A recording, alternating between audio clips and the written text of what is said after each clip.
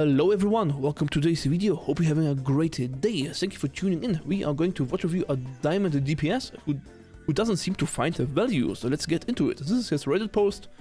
The code, the name, the map, the platform, characters, and rank. Very good summary. Always appreciate it if you start vodreview request like this. Perfect. Well done. You can probably skip the first part on Ruins where I played Widow because I basically steamrolled them. Once I had to swap off Widow because of the map, I start having problems. On Well, I was playing Cassidy and I couldn't seem to find anywhere I can be at to look at for a pick and felt like I was just lost and don't really know what I could have done.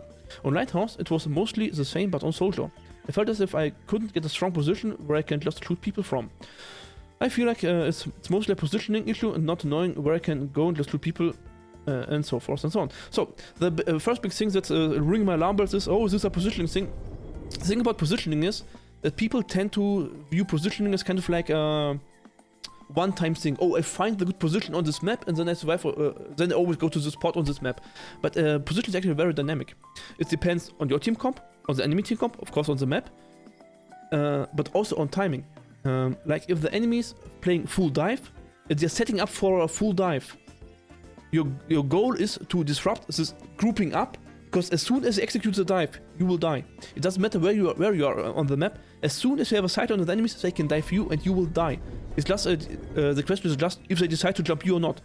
This is not a problem of position. It's a problem of timing. This is of course just one example, but there are many like this where a position is only valid for a specific time frame within the fight.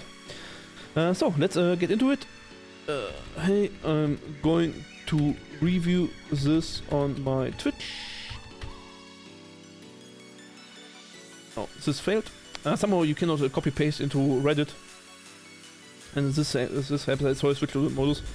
Hey, I'm going to review this on my Twitch, on my stream. So does this work now? Twitch.tv ingame. I'm going to post the highlight YouTube link later. Feel free to join and ask questions here or in comments whenever it's convenient for you. Okay, let's get into it. So we skip the Widow and we look on Cassidy and Soldier. So we want to. So usually I look only on one sequence because usually you find mistakes very fast and misconceptions. But in this case, I think we will review both maps shortly. Import.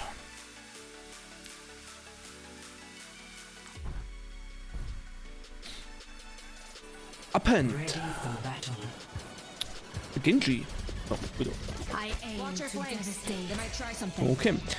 By the way, just a short thing. If you don't want to look at the specific points in time, just give timestamps.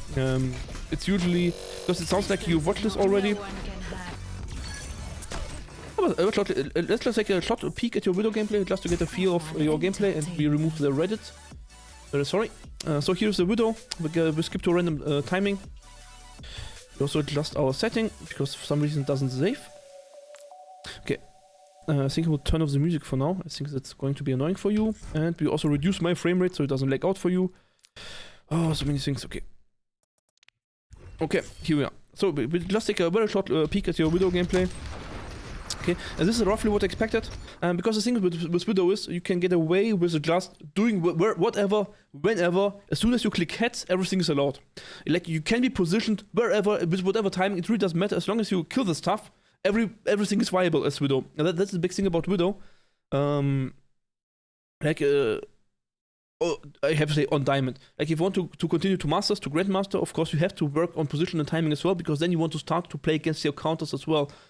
But here you are playing against a full short-range team, so nothing can get to you, so you can really be wherever and do whatever you want. It really doesn't matter. As long as you hit your targets, you will win. And honestly, I wouldn't even be so passive here. Like, what are they going to do? Like, they have Reaper May.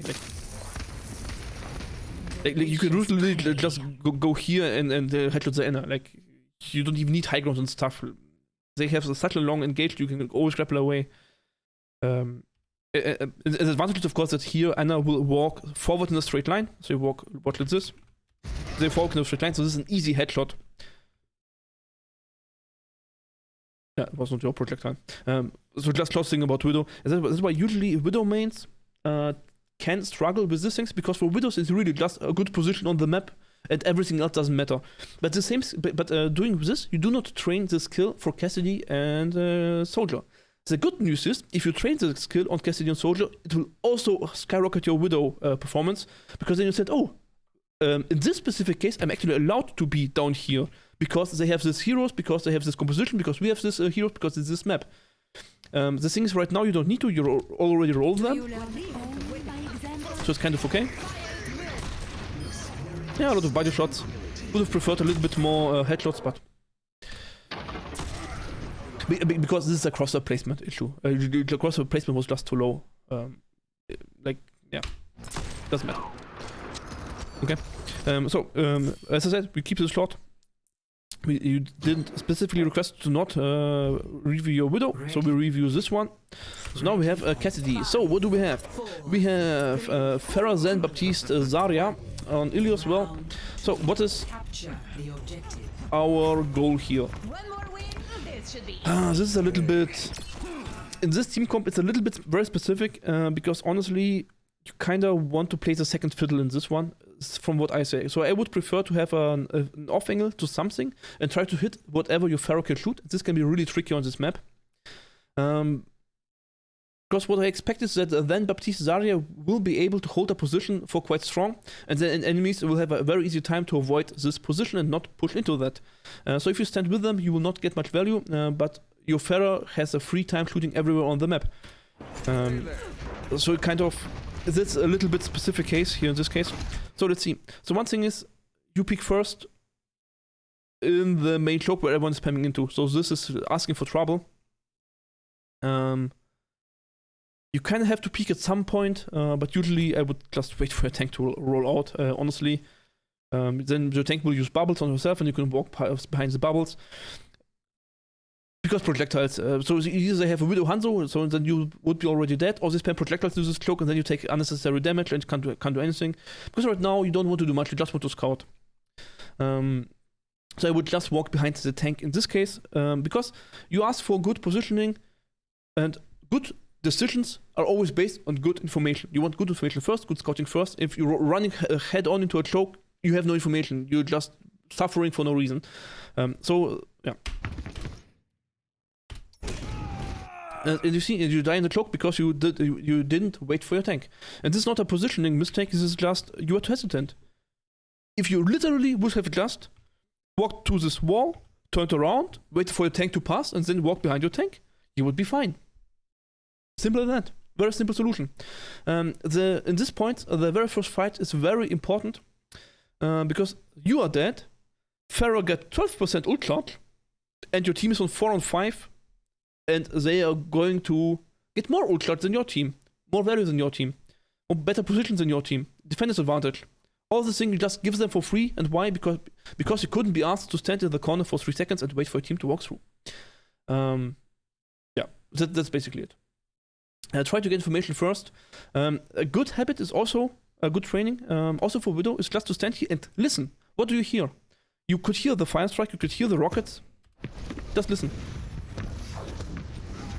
You hear that? You heard half of the information. It was not out of nowhere, you heard it, right? So next time, just wait for your tank. Okay. So you basically you just lost the first 3 team fights. So let's see how you come back to this.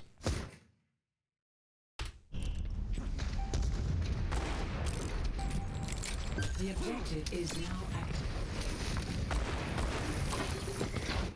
Okay.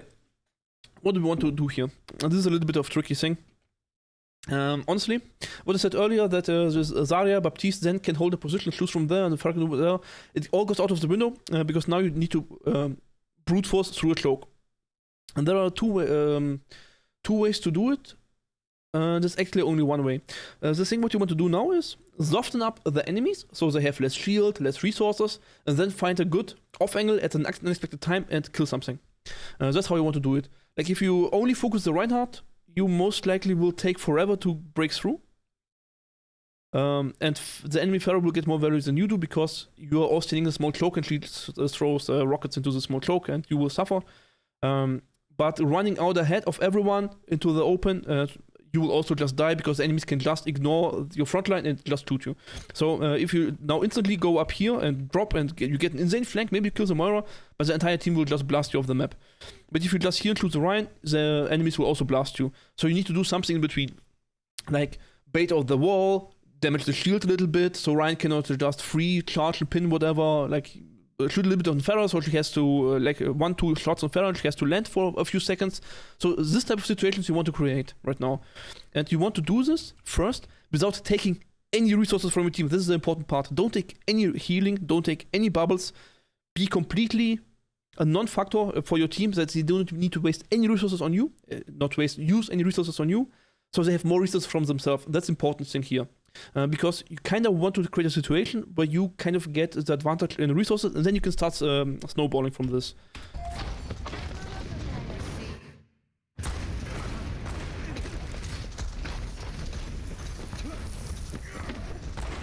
It's kind of okay. Your team brute forced, but now you need to go. Why? Because the Zarya is deep. Your team used everything. So the thing is, what happens is May used her wall early, Ryan used her shield. So the softening happened from your team. So Zen can do it very well. And you see the health bars on the top. The enemies are all damaged.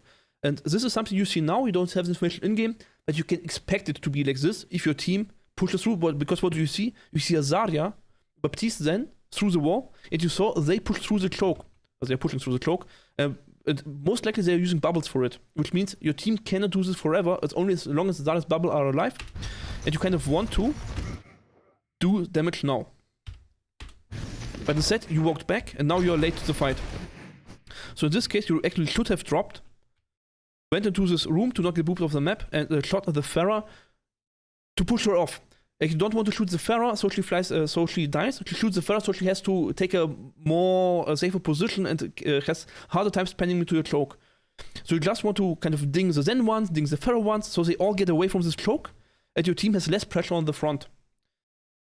Basically. Yeah. But again, this is not a so this is a position mistake because you went top left, so you wasted time to go there, and then you went back. So let's see this again. Why do you actually go back? So you shoot here. And now you're scared. Don't be scared. Don't be scared of dying. In this case, you're trading your life to get more pressure on the enemies. You risk throwing the game, but you also risk carrying the game. Carry the game. Situations where you carry or lose the game are perfect for learning, right? So you should have taken the risk here. Because your team used everything to get through the cloak, your team is through the cloak, and now you just whiffed it, and now you're looking at a May wall. You didn't have to. You had the position. But you went back for safety. Now it's lost.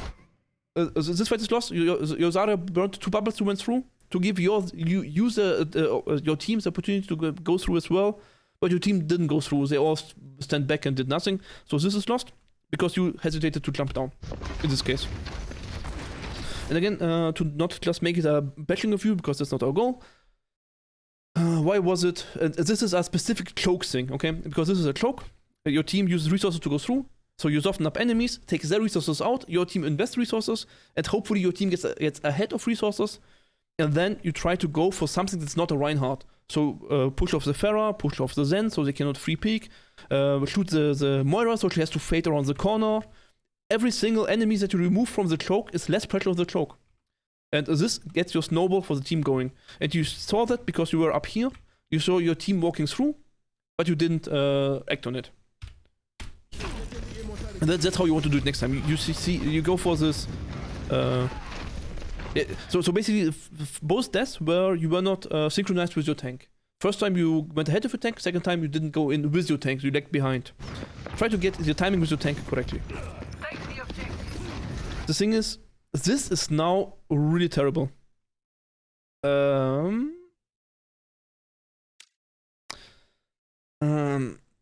This is. Not really terrible, but you're not supposed to win this. The enemies have a tank, you have not. So what's your ideal situation? It's like if enemy makes a random mistake, you can maybe find a kill. But you're also using resources for this one. So it's kinda actually you're kind of staggering right now. So right now you don't want to risk dying or trading, you want to just soften them up. So remove the shield, get some cooldowns out. So when your Zarya returns, they don't have full cooldowns. But you don't want to risk dying for this. And it was kind of scary. It's still kind of scary, honestly. Yeah, it was a little bit too scary. So you want to be a little bit more safe. And going all the way here is kind of a little bit too much.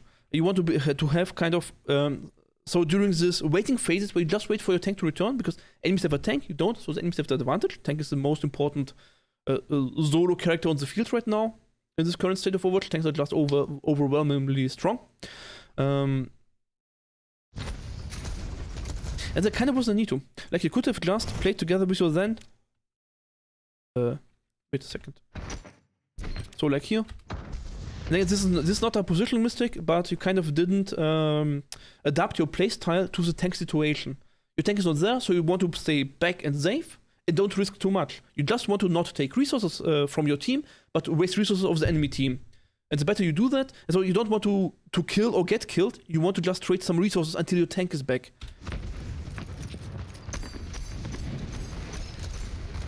But honestly, I think I would have actually gone to high ground at this time. You can also use this timing instead of taking resources, you can use the time for better positions. That also works.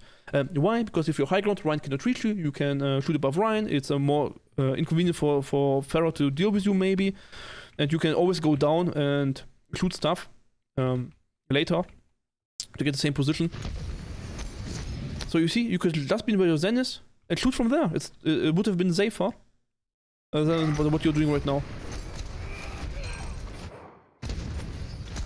It's really sad that you then didn't react and kick the Rhine out of the map. This is really unlucky. Kicking stuff out of the map is really nice. But Jesus, Zarya is back and you are dead.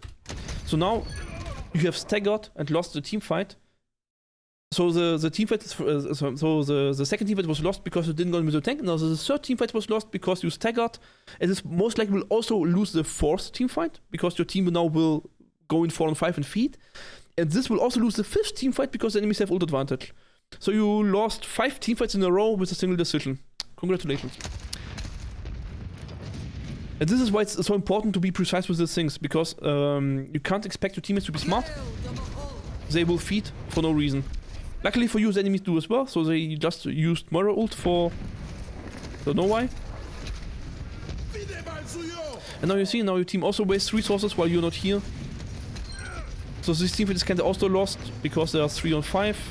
But you were not there, now you're coming back, but your team is already dead, and now your Zarya is dead. See, this is the teamfight number 4 which you lost because you left your team in a 4 and 5. So just to be clear, what you did is the equivalent of jumping off the map at the start of the team fight.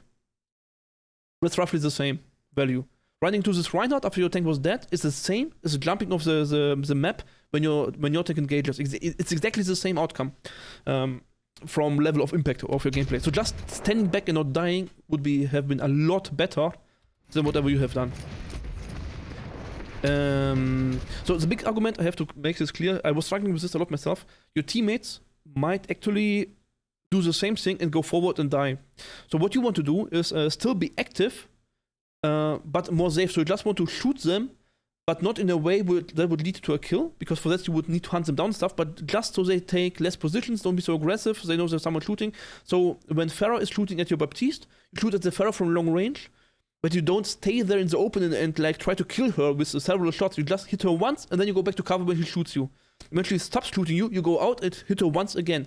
So Pharah needs to shoot Baptiste, Cassidy, Baptiste, Cassidy, and she cannot focus anything, and needs also sacrifice your position. That's a lot better for you. That's how you defend your teammates from doing stupid stuff.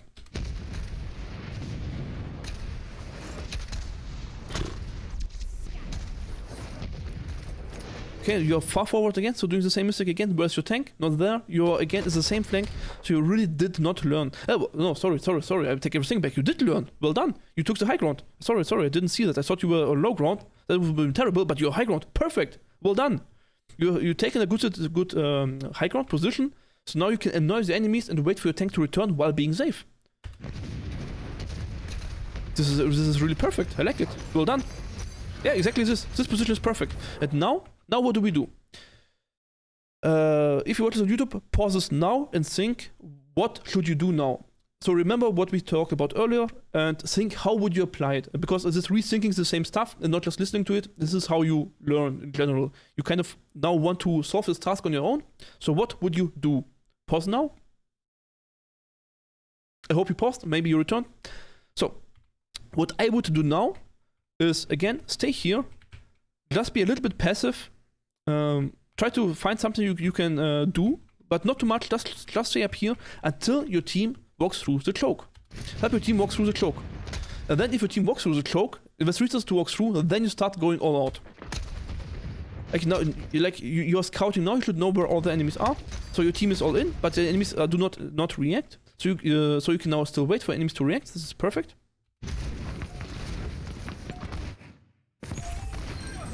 Good.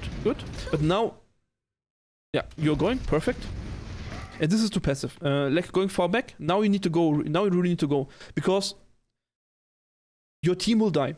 You're on a timer. And if your team dies or you die, it's really the same outcome. It doesn't matter for you. It doesn't matter if you are the ones dying or the Baptiste is the ones dying. So just go out and shoot the Pharah because the Pharah is shooting your Bab. So in this case, this is too passive. In this case, you really need to go all in. And this is through these cloak situations. If your team decides to go through the cloak, you go all in. You don't go passive. You risk dying, that's fine. But your dying has a value. And you see this? Your team is actually close to winning the fight. But what are you doing? So you are here. Let's watch this from the beginning. You are looking too much for the Reinhardt. Reinhardt is not a non-threat and he's not in the cloak. And shoot the Pharah, shoot the Mei, shoot the Zen, whatever. Good.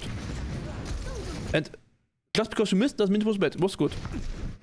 Again, this is too passive. You heard Mei ult going down. Good. Just watching your back. You're running backward. Run forward. Because again, the team is shooting Pharah and stuff, or the Baptiste and stuff. You want to maximize damage here. This is too passive. Go into Ryan and destroy him. Go to Zen and destroy him.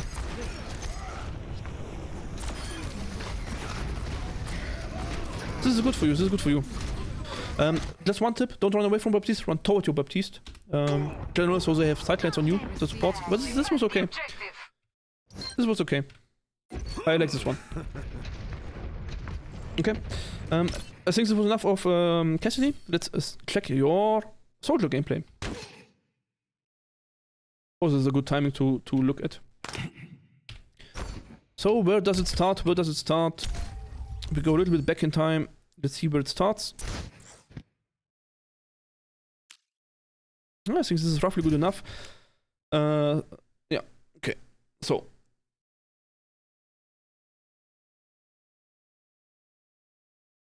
Now we have a different situation. On the previous map, you were fighting the cloak a lot, so we discussed a lot of cloaks. You now have a different situation. Now you have the concept of power positions. What is a power position? Power position is basically the best position on the map, and that's the position teams fight for. Why? Because they provide high ground, cover, overview of the entire battlefield, different choices, so you can attack further, you can go back, you can go to a health pack. Options is a good thing to have, and high ground and power position have all the things, and you want to fight for the power position because it gives you an advantage. Why? Because you can stand here and shoot the Pharah for free, while Reinhardt and Mei can just look sad at you. Oh no, Julia, come down. No, we not come down. You come up here, Romeo. Stuff. So you stay on the balcony and you just take whatever is there to defend your power position. And this you started well. And you see, the enemies are investing resources to get you off there. And the thing is, here now you are not really on a timer. You again have to synchronize the timing with your tank. Just because you have a Mei wall in front of you doesn't mean you need to go aggressive. You can chill back. Who's going to die? Well, no one. Stay back, isolate targets, go back to cover, so you see only one target, so you can decide, you either look at the Mei, or the Ryan, or the Zen, or the Pharah. But the Pharah is in the center of the point. So look at the Pharah. Okay? So you go to behind this cover on this couch and shoot at the Pharah. So the Mei cannot hit you. Okay? Or you can go destroy this one, go on this outside and shoot from here. Like this guys, okay? So you can shoot from outside here onto the Zen, and Pharah cannot do anything. Mei cannot shoot at you, right? Use a cover to isolate targets, and just every time someone pokes his head out, you whack-a-mole the head down into the ground. That's all you're going to do. Why? Your team has a long range, mostly, like a soldier, Baptiste, Zen. So you have longer range than the enemies, mostly. Actually not quite. So, actually not quite, if I think about it. So there's a little bit of range difference, but not so much. But still, you have the high ground, keep the high ground, just poke the enemies. Whereas you don't need to pressure anything much. So now again, you soften up the enemies through this power position, and then you go all in. So you just want to take as many resources of the enemies as you can until your team is fully engaged and cannot get out again. Which is, if Genji dashes in and uses deflect, he is all in. If Zarya goes in and uses bubbles, she is all in. Well, Baptiste and Zen will not engage much. So you just want to make sure you take as many resources of the enemies as you can. And again, you take a lot of unnecessary damage because you're out in the open, you're not using cover. So what is the advantage of high ground? Well, you can go back and look only at the Pharah. Like, this is really a problem of cover usage and not of positioning. Like, you're so far forward that the entire team can see you. Like, look at this. Like, Mei can easily shoot you. Why are you so far forward? You're shooting at this. You can see the Pharah from back here. Why do you need to be so far forward? You can see the Pharah from here. You can see the Pharah from here. Why do you need to be so far forward? Go back. Take less resources from your team. Stop wasting resources from your team. You see the lamp went down because you're on the front ledge. So you have the power position, but you're not using it. You let everyone shoot you for free. Go so far back that this Mei has a trouble shooting you. Like, you see this? Why is this Mei looking at you? You see the Baptiste? Look at the Zen. She cannot shoot the Zen. Why can't she shoot you? That's a positioning mistake. Okay. And you missed the timing when you went all in. So you kept the power position. The thing about power position is it's a stationary position. You like a turret or like a bastion, it's like the old bastion where he has this form. Like, the enemies can avoid you by just going away. So at some point after taking resources from the enemies, your Genji is going all in. You go all in with your Genji, because if your Genji dies, the team fight is lost. You don't care about dying yourself at this point, you care about carrying the game. So at this point, you needed to go out and hunt the Pharah. Go out and shoot whatever. You need to really invest your life into killing something at this point. Because your Genji is dead, now the fight is lost. And now your team is still out here, it's still staggering, and you will get nothing done. You don't have the freedom, like, there is no option anymore to kill something. It's impossible. You will not get a kill here anymore, I guarantee it. Pharah can just be AFK on the health pack and not die. So at this point you needed to be with your Zarya, down here, shoot the Pharah, but you're holding this position for too long. And this is what I mean, the position was good at start, but you missed the timing when you need to leave this position. Roughly the same concept as with the cloaks, but different execution. So again, soften up the enemies from power position, and then if your team goes all in, you go all in with them, and you care more about getting a kill than about dying. I mean, the entire point of this power position is to take resources to get an advantage. So you're supposed to win this fight. It's not guaranteed. It's only like a 60% chance that you win, and a 40% chance that you lose. But out of 10 fights, you will win 6. If you are better, you will win 7 out of 10. And so on. So it's not guaranteed. It's right, it's still a risk, but it's a risk you need to be taking. You need to have the confidence to take this risk. Like, nice shot, but will you kill this Mei? No. But will Zarya die? Yes, she will. She has no turning back. So while you're just poking, but in this case the poking is fine because your Genji already died, right? So you just want to regroup and stop staggering. Is this what you tried and you failed because Zarya wanted to do more? But I would orient around the tank. So now your tank is dead, so now I would not go out here and die. Be more safe. If your tank is, if you're in this regrouping stage, really do not die anymore. Because no one in your team was about to die, right? That's the difference. So right here, sorry. So your Zarya, where was it? Yeah, right here. The Zarya went all in. A little bit too late, but kind of from the idea to go all in with the Genji, so Zarya has no way of going back. So now you need to go all in with the Zarya as well, right? Because your teammate is about to die. Okay? This is why here you need to go also all out and try to use the health of your teammate as a resource to get a kill done. But later, here, your Zarya is already dead, so now you're only regrouping. So now no one in your team is in danger to die. So there is no point in risking yourself dying. Because you will die for nothing. in this case. So this is the difference between these two situations. Here we wanted only to regroup. So really, it's not really a positioning mistake. It's really just a timing mistake with your tank. I think that was it for all from my side. If you have any questions, feel free to ask on stream, on YouTube comments, on the Reddit where I posted it.